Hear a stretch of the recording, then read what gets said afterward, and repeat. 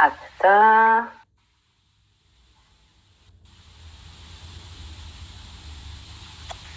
Ahora sí, otra vez me dio la angustia, la soledad. Bien. ¿Cómo estás? Todo es por amor. Hola, ¿cómo va? Gracias por acompañar. Aparte la gente entra ahí de toque nomás, están todos esperando que sean las 4:30. Fantástico, fantástico. ¿Qué tal? Hoy va a estar bueno. Bien, muy bien, muy bien. Fuertecita esta cuarentena en Buenos Aires, porque el aislamiento está produciendo bastante efecto físico. Hay muchos trastornos ligados a lo físico. Hola, Sebastián, ¿cómo estás? Sí, con lo cual, bueno, los analistas tenemos que trabajar, estar muy atentos, ¿no? A la cuestión orgánica, muy atentos, con mucho cuidado. Sí, sí. ¿Vos cómo lo ves? Cada vez más larga. ¿Quién se hubiese imaginado, no? Ya vamos casi 90 días. De aislamiento preventivo, social y obligatorio, y se rema en brea. Sí. Yo escucho que la gente está cada vez más agotada psíquicamente, digamos. Se está haciendo difícil de llevar. Sí, la regresión está siendo fuerte, porque ustedes saben que cuando hay regresión, como defensa del aparato psíquico, lo que se produce es la difusión pulsional entre la pulsión de vida y la pulsión de muerte. Entonces, el aparato se va como enrareciendo, vamos a decir así, de pulsión de muerte, ¿sí? Por eso las sensaciones de que la gente no se puede concentrar, ¿sí? Están tratando de seguir algo y se pierden, o digamos, todas esas ideas iniciales de voy a hacer esto, voy a aprovechar para esto. Hay un punto que se instala mucho la bulia, ¿sí? Ya no me importa nada, total, es más de lo mismo. El tiempo pasa a ser, pero realmente, si bien siempre lo fue, a partir, digamos, del aislamiento, el tiempo pasa a ser como interminable. Hola, Hola, bienvenidos. Entonces, bueno, nada, nos parece que hay mucho por trabajar, ¿no? En orden a la pulsión de vida, a sostener desde la pulsión de vida. Bueno, el aparato psíquico que se defiende como puede, se sostiene del otro, realmente se sostiene mucho del otro, ¿no? Del semejante, también de la idea del otro, ¿no? Sabemos los psicoanalistas que el inconsciente es el discurso del otro. El tema es que cuando estamos solos y no tenemos con quién hacer, no diría, con quién deconstruir ese otro se vuelve cada vez más grande. Sí, se infla. Claro, y entonces es cómo no hice esto, cómo no hice el otro. El super yo es como la figura, ¿no? Por la cual aparece ese otro y se hace presente. Sí. Está siendo la estrella de la cuarentena. Sí, sí. El super yo. Yo lo creo, el super yo. Sí, sí, sí. Bueno, bien, bueno, si les parece, vamos a hablar de... Bueno, hoy vamos a continuar un poco con lo que trabajábamos la vez pasada del nudo borromeo. Para los psicoanalistas es el modo en que Lacan nos muestra el funcionamiento, el anudamiento psíquico, ¿sí? El aparato psíquico en funcionamiento, ¿sí? Entonces, hoy vamos a avanzar un poquito con el nudo borromeo y vamos a ubicar ahí, si llegamos con el tiempo, algunos efectos que tiene, que podemos ver en todo caso en el nudo borromeo, en los psicoanalistas, ¿sí? Vamos a trabajar algún caso, unas viñetas, digamos, de algún caso, y vamos a trabajar también cómo poder ver ahí la posición que también el analista, como persona, ¿sí? Como sujeto, puede o no ocupar, digamos, en dónde, en el nudo borromeo, ¿sí? Con las consecuencias que eso tiene. Porque el nudo lo que tiene de característica por eso Lacan lo elige, digamos, es como la última parte de su enseñanza, elige el nudo borromeo porque nos permite ver los movimientos de funcionamiento, pero además los lugares hacia los cuales, los lugares en los cuales puede zozobrar, ¿sí? Los peligros hacia los cuales se puede dirigir, ¿no? Y nos permite a nosotros como herramienta clínica, a los psicoanalistas, bueno, trabajar a ver esta parte. Entonces es una herramienta muy interesante y por eso me gustaba mucho compartirla con ustedes. Sí. Lo primero que les quiero contar es que así como estuvimos trabajando que el nudo borromeo está conformado por 3 registros, lo imaginario, les voy a mostrar este dibujito. Dale. Vamos a ir este mejor. Lo imaginario, ¿sí? Lo simbólico y lo real, ¿sí? Ahí ubican bien. Ahí. Estuvimos trabajando bastante la semana pasada respecto de lo imaginario, ¿no? Ese yo que está aquí capturado en una imagen, ¿sí? Que lo anticipa de una forma completa e ilusoria, ¿no? Es decir, lo ubica allí como una imagen que el yo no es el sujeto, y el sujeto, y ahí es interesante, lo ubicamos aquí, ¿no? En lo simbólico. Por supuesto, sí. Este nudo borromeo, ¿sí? Es del sujeto todo, del sujeto neurótico, cuando ya ha aparecido, ha hecho su aparición el padre separando al niño de la madre. Sí. Entonces decíamos, ese imaginario, esa superficie que vemos, ¿no? Que percibimos cuando conocemos a alguien, ¿no? Hay personas que nos parecen muy endurecidas, hay personas que nos parecen muy frágiles, ¿no? Sumamente frágiles. Bueno, esa superficie siempre tiene agujeros, estamos hablando de la neurosis, ¿sí? Sí, sí.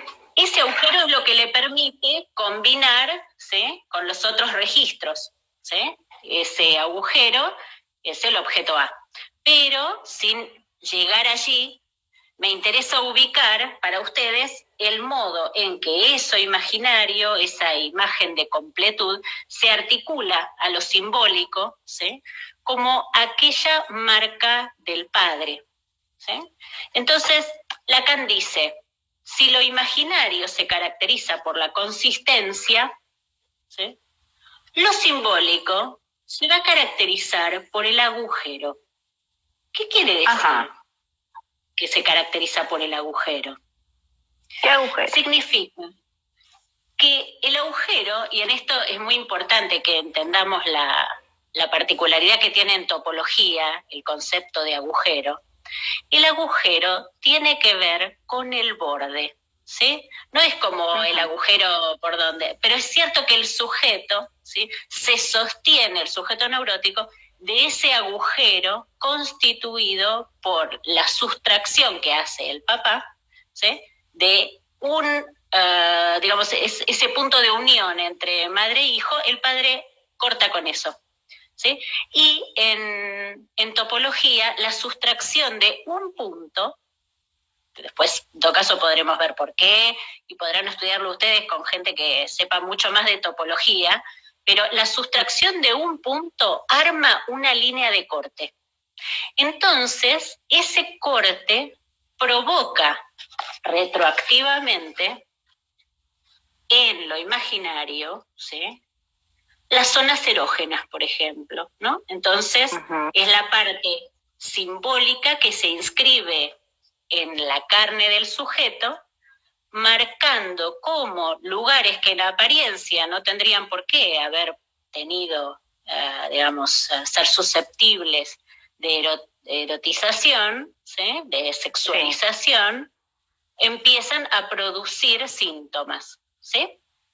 Ahora bien, en esto simbólico, ¿no? Que decíamos, el inconsciente, esa intervención del padre, ese inconsciente que es discurso del otro, señala muy bien Lacan, ¿no? Y Lacan lo señala con algo que es interesante. Lacan lo señala cuando está hablando de Melanie Klein y su clínica del caso Dick.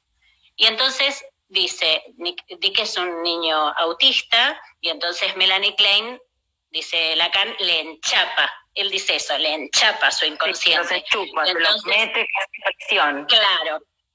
Sí. Y entonces agarra el trencito y lo lleva a la estación y dice, la estación mamá, trencito papá, y estación mamá y trencito papá. Digo, y ahí ir y venir, ¿no? Que en el autismo, que donde se establece algo tan del orden de lo único, ¿no? Ir y venir que es puramente simbólico, que arma Melanie Klein, es lo que le da pie a Lacan a formular en el seminario 1, ¿no? El inconsciente es el discurso del otro, ¿no? Y ese es el agujero al que te referís.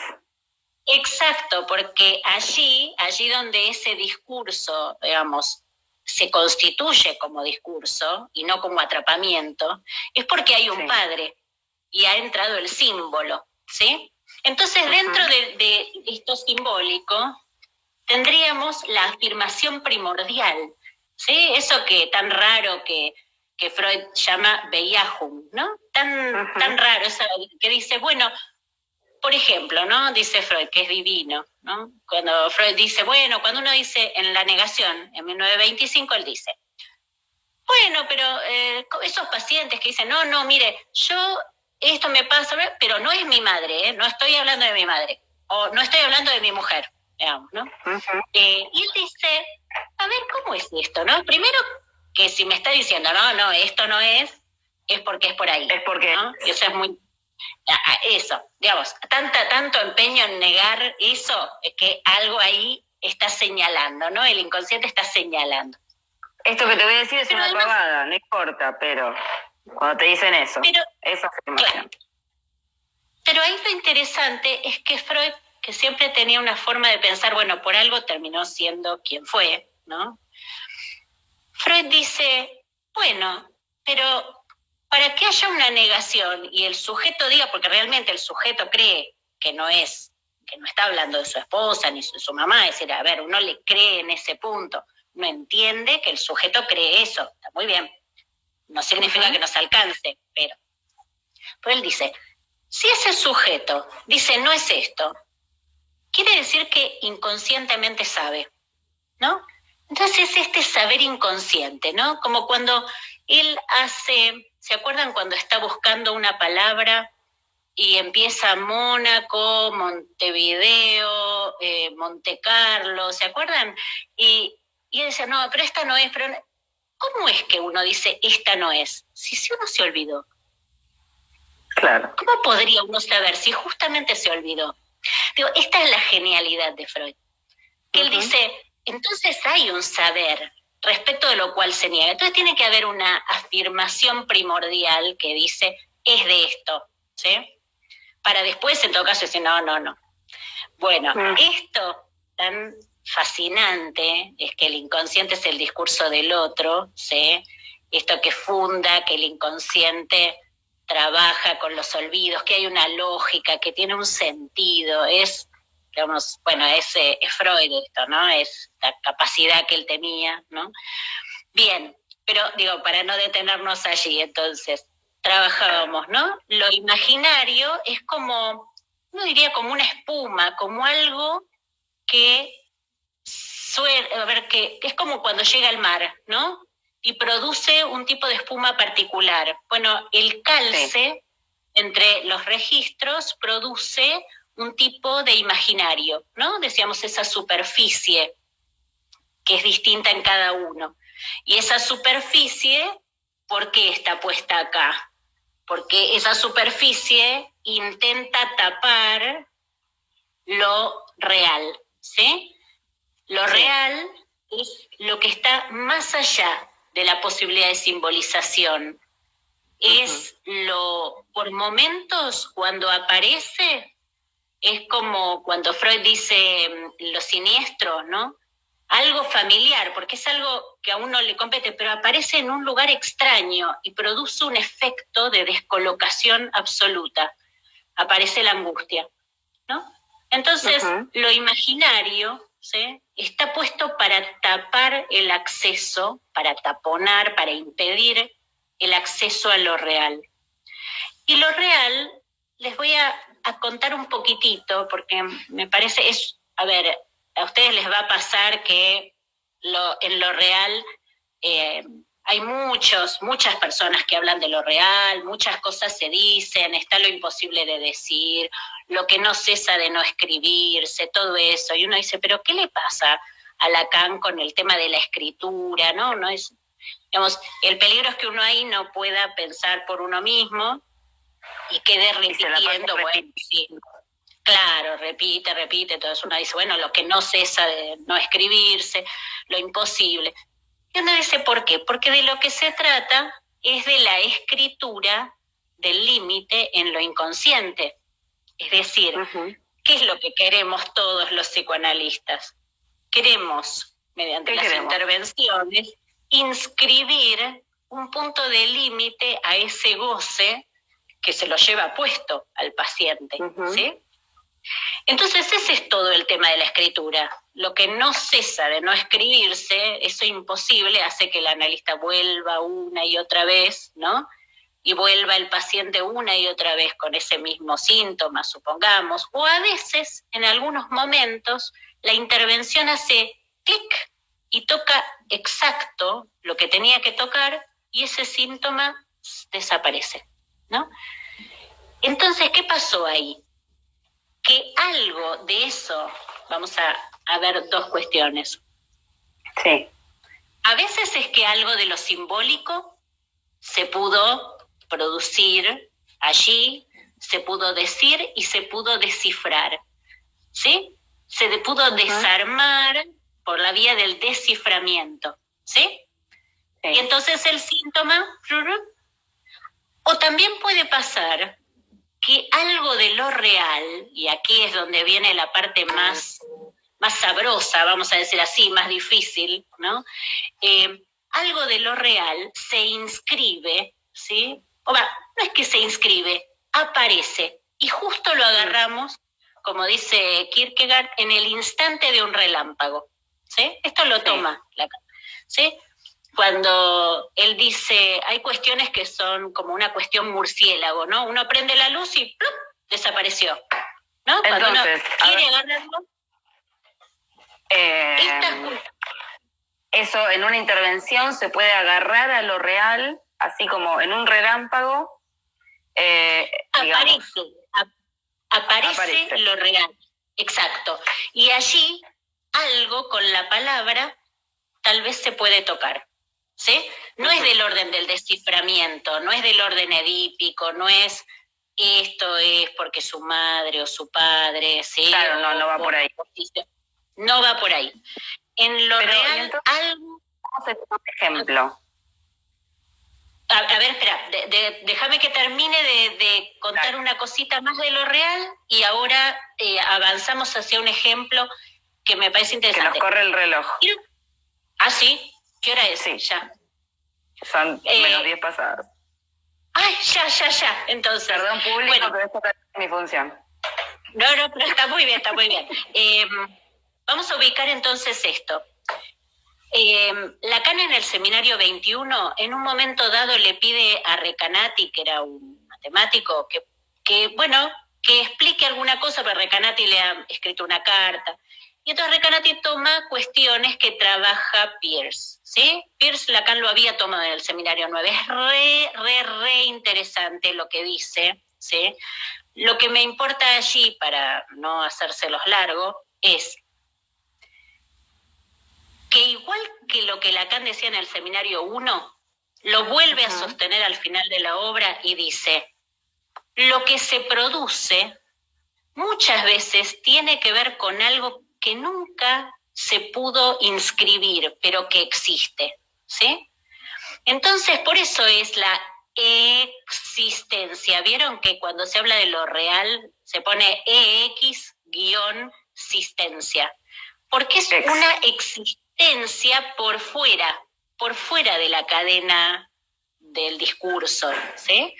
Y es en ese punto, bueno, por supuesto que Peirce lo trabaja en relación a otras cosas, y Recanati, hablando de Peirce, lo trabaja en relación a otras cosas, dice, bueno, hay una nada, dice Recanati, hay una nada en lo real, podríamos decir, mientras que en lo simbólico hay un cero, y ese cero sirve para empezar a contar, ¿no? Está el 10, está el 20, el cero se combina, 10, 20, 30, 100.000, 10.000, entra dentro de lo que se puede escribir, mientras que la nada, no, pero es una nada, y aquí vamos a lo interesante, que Peirce dice que es un potencial, ¿sí? Es decir, que es algo, es una pura potencia, ¿sí?, que puede llegar el analista a tocar en algún momento, ¿sí? Tiene que ver con, después de esa conversación, a la semana siguiente, Lacan empieza su clase diciendo, a ver si yo me voy a acordar bien esa frase, lo que se dice queda, no, ¿cómo es que dice? Lo que se dice queda, digamos, perdido detrás de lo que se escucha. Es decir, que hay un punto, ¿sí?, donde el sujeto recibe del otro solamente en términos de lo que puede recibir, pero hay una parte del otro que queda absolutamente perdida, ¿sí? En verdad el mensaje es lo que uno termina escuchando, no lo que el otro dijo. Exacto. Sería la resonancia de lo que uno pudo oír. Exacto. Entonces, por ejemplo, vamos a ir a un ejemplo, ¿no? Dale. Un paciente mío una vez me dice, me llama y me dice, ¿a que no sabes dónde estoy? Le digo, no. Entonces me dice, bueno, en un lugar muy bonito, que su esposa lo había secuestrado. Me hace el chiste, se lo había secuestrado, y que estaban allí porque ella le dice, estamos muy mal, y vos y yo tenemos que reencontrarnos. Y él me dice, yo no sabía que estábamos mal, ¿no? Y es muy interesante ese punto, porque ahí yo entonces le pregunto, bueno, empiezo por las preguntas normales que hacemos todos, y en algún momento digo, bueno, a ver, por ahí no encontraba, claro, porque yo buscaba por el lado de algo que él pudiera registrar, pero si justamente es algo que aparece allí y que de lo que padece él es de que no registra. Entonces, si yo voy por la vía simbólica, ¿sí?, la anamnesis de los días anteriores, qué estuvo pasando, obviamente que él no podía. Entonces, le digo, bueno, a ver, ¿y usted qué piensa que es su mujer? ¿Cómo es su mujer? ¿No? Y entonces él me dice, bueno, a mi mujer le gusta hacer shopping, ¿no? Y ser mamá. Bueno, pero digamos, me hizo mucha gracia, ¿no? Porque realmente yo dije, bueno, esto es un chiste, ¿no? A ver, vamos a profundizar. Y realmente me dice eso y se queda pensando, él intenta, no es que él no intenta. Digo, lo importante es que el analista no se enoje con eso, no juzgue eso. Es escuchar que ese paciente tiene un acercamiento que él lee en términos imaginarios, que es esa mujer. Él lee, hacer shopping, digamos, eso sería esa mujer que duele. Eso sería la superficie imaginaria. Exacto, entonces él lee allí. Claro.